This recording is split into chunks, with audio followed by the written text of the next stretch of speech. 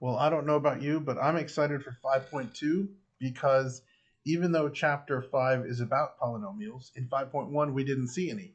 In 5.2, though, we're going to talk about polynomials, polynomial functions, and what they look like. Then we're going to talk about substitution in polynomials. Direct substitution is the one you already know. Synthetic substitution is new. I'll teach it to you today. And then we're going to talk briefly about the leading term test for end behavior, which helps us predict the basic shape of a polynomial graph. And we'll use that information plus the substitution to actually sketch a couple of graphs. So polynomial functions are the ones we've been dealing with already. The simple polynomial functions, the ones that are first degree, don't have any powers besides 1 on their x's.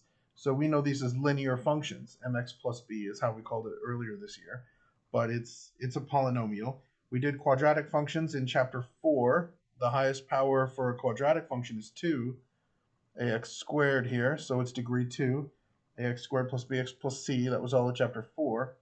In chapter 5, we're allowing the powers to get even bigger, so cubic functions have a highest power of 3, and quartic 4. There's names going on down. These can get as high as you need them to, as far as the degrees. In standard form, we arrange these so that the highest power of x is up front. That's the leading term, the one that's way up front with the highest power of x. It has a coefficient or leading coefficient. And the leading term is the one we're going to use for the leading term test, which I might as well talk about now. I'm out of order now. But the leading term test is right here. It tells you the basic shape of what's going to happen when x gets really big and x gets really negative on a graph. If a function has an even degree, so 2 or 4 or 6, we expect it to go in the same direction on both sides. It's either going to both be up or both be down. If, however, our function has odd degree, it should alternate. So like our linear functions, if they were up on the right, they were down on the left. And conversely, up on the left, it's down on the right. Whereas with the quadratics, with the parabolas, if it goes up on one side, it goes up on the other. The leading term, whether it's positive or negative, is going to tell you whether the function goes up on the right or down on the right. If the leading term is positive, you're going to expect it to go up on the right. If your leading term is negative, it's going to go down on the right. Taking a specific example then, looking here, this one has a negative leading coefficient and an odd degree. So the negative leading coefficient tells me this graph's going to go down on the right. And the fact that it's odd means it's going to go the other way or up on the left. So whatever happens in the middle on this graph, I would expect it to be up on the left and down on the right. That's how the leading term test works. As far as substitution, which we need to fill in points in the middle, for this example, we're just going to substitute once or really twice. I'll do x equals 3 afterwards. But let's start with x equals 2. Direct substitution means you replace the x in the parentheses here with whatever you're sticking in, and you're going to then replace all of the x's in the whole rest of the equation with that same number. 2 squared, 12 times 2, minus 5.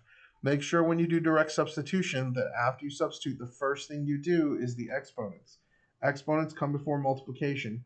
So even if it's just a negative sign out here, you have to raise your x to the correct power before you multiply by the coefficient. So 2 cubed is 8. So that's negative 3 times 8. 2 squared is 4. I'll leave that for next step. All right, negative 3 times 8 is negative 24. And we have just 4. 12 times 2 is 24. And minus 5. So that's negative 24 and 4 is negative 20. Minus 24 is negative 44, negative 49. So f of 2 is negative 49. In this example, we used 2, which is a pretty small number, and 3 isn't really a very big power, but we still ended up at 8. If you had to stick in like 5 here, you'd already be at 125. And if this gets up to like x to the 6th, trying to raise things to powers gets really tricky to do mental math anyway. So we have a technique called synthetic substitution. It's going to get you the same answer, but the math is going to be somewhat more tame. Now it is an algorithm, it's a trick, so you got to remember all the steps. And the first one is the number you're going to stick in goes off to the side here. I call it the box. I'm going to put it in the box over here. As far as your polynomial you're sticking it into, you only want the coefficients. We're going to put them in order in standard form. So start with the -3 in front of the highest power of x. X squared has 1. So just regular x is -12. And then the constant term goes on the end. The way synthetic substitution works, we'll call it synthetic division later, but for now we're just using it to substitute. You bring the first number down without changing it. Then you're going to multiply by the number in the box. So I take this -3 and I multiply it by 2. That's -6. You put that in the next column. Then you add the next column. 1 and -6 is -5.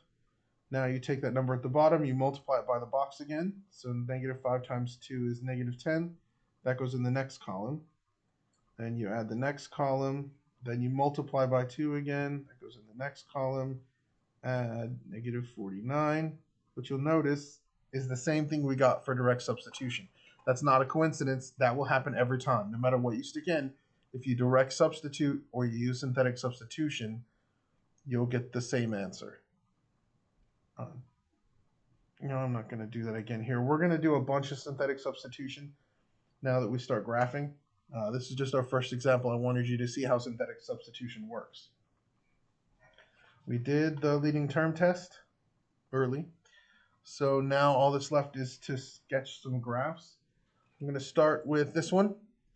-x to the 4th plus 4x cubed minus x squared plus 6. Since the leading coefficient is negative, I'm expecting this graph to go down on the right. Since the power is even, it's going to go the same direction on both sides. So whatever wiggles happen in the middle, whatever goes on in the middle, I know it's going to end up down here on the left, and I know it's going to end up down on the right. In order to figure out what happens in between, I'm going to need points. So I'm going to make myself an XY chart. I'm going to start with -3 and actually do all the points between -3 and +3. Hopefully that'll be enough. Although again, if I don't see this behavior where it's starting to head down toward negative infinity on either side, I may need more points. I'm going to evaluate each of these using synthetic substitution. So for -3, I put -3 in the box. X to the 4th is -1, 4x cubed, -1x squared. Now here I see the x term is missing. There's no just x to the first power. So I have to fill in a 0 because it's missing. Its coefficient is 0. Now I do my synthetic division. So I bring the -1 down. -1 times -3 is +3. When I add this column, I get 7. 7 times -3 is -21. When I add, that's -22. Now I multiply by -3 again, I get +66. Since I'm adding 0, that's just 66. That's 180 plus 18 is -198. When I add that to 6, I get -192. Which doesn't surprise me at all. I expect it to be very low on the left, so that's a good sign.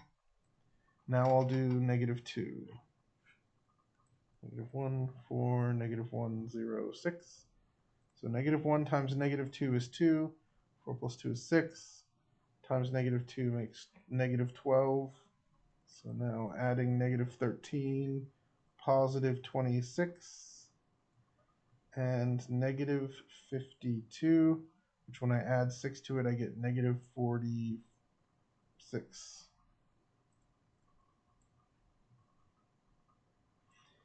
All right, it's coming up, which is good. -1, 4, -1, 0, 6. So that's -1. -1 times -1 is +1. That adds to 5. At -5, -6, +6, 6, -6. We're going to answer 0, which is all right. That happens. Now, when you stick in 0, I don't recommend synthetic substitution. If you did, it would still work out right. You'd multiply by 0 every time, so the last thing you'd get would be 6 and 0 is 6. But direct substitution with 0 is probably a little easier. I mean, all of these are going to be 0 the same way, so you're just going to take the constant on the end. I could spend time in this video and do the rest of these, but I think to save time, if you want to do them yourself, which I recommend, go ahead and pause, try 1, 2, and 3. I did them already, so I'm now going to reveal them. Pause if you want to do them yourself. Okay. Here's my work from earlier. 3 is 24. So, if you messed up one of those, you might want to try it again. However, I'm dissatisfied with this. I said way back at the beginning, this should be going down on the right. It's still going up, which means I haven't gone far enough. I have to go far enough to see it turn and head down. So I'm going to try 4.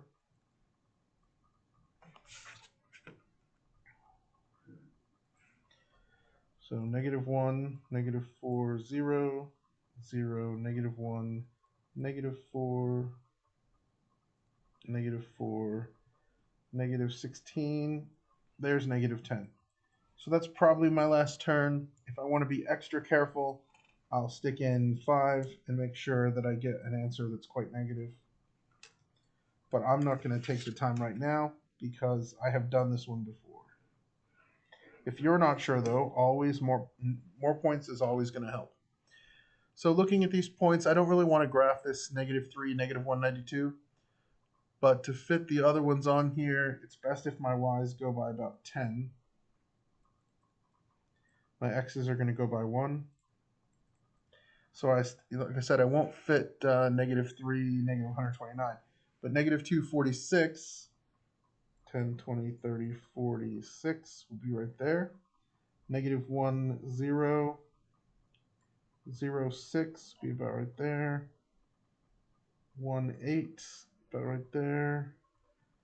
2, 18, 10, 18. 3 is 24. 4 is -10. So you can see it's already pretty steep. It'll keep going down. So I'm coming up from below. It's fairly steep. It kind of levels off here and heads up again. Now the actual maximum I'm not particularly concerned about. We're talking about basic shape here. So this is a nice smooth curve. It goes down on both sides, which we predicted way back at the beginning. So there's my graph for this example, f of x equals -x to the 4th plus 4x cubed minus x squared plus 6. So my second graphing example here is cubic. The leading coefficient is missing, so that's a 1 there. So I'm expecting it to go up on the right. Because of the odd degree, I expect it not to go in the same direction on the left. They're going to go opposite directions. So whatever wiggles I see in the middle should be down on the left and up on the right.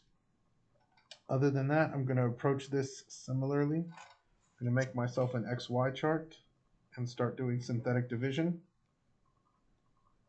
I'll start with -3, -2, -1, 0, 1, 2, and 3 again. Though, again, if it's not headed in the correct direction, I may need to stick in -4 or +4 until I see it turn in the direction I know it's going to go. I could do all these synthetic divisions again, but my video is already 13 minutes. So I think I'm going to ask if you want to do them yourself, go ahead and pause. Otherwise, I'll show you my work from the last time I did this, which is right here. So when I got to 3, it had come up to 4, but just to be extra careful, I stuck in 4 to get 21. Here I'm headed toward positive infinity. The numbers are getting bigger. Here you can see headed toward negative infinity as predicted. These ones are not as far apart as the last one, so I went by 5s on my graph. You can see here -3, 56 I didn't fit though. -2, -21, -1, -5, 0, 1, 1, 0, 2, -1, 3, 4, and 4, 21, which gives me a pretty typical cubic shape. This S curve is very typical for a cubic function. So you can see these take quite a few substitutions, so I won't have you doing a lot of these, but at the same time, graphing polynomials, it's part of why we're here. So you will see some of those on your homework. Hopefully this will get you started. Let me know if you have questions, and good luck.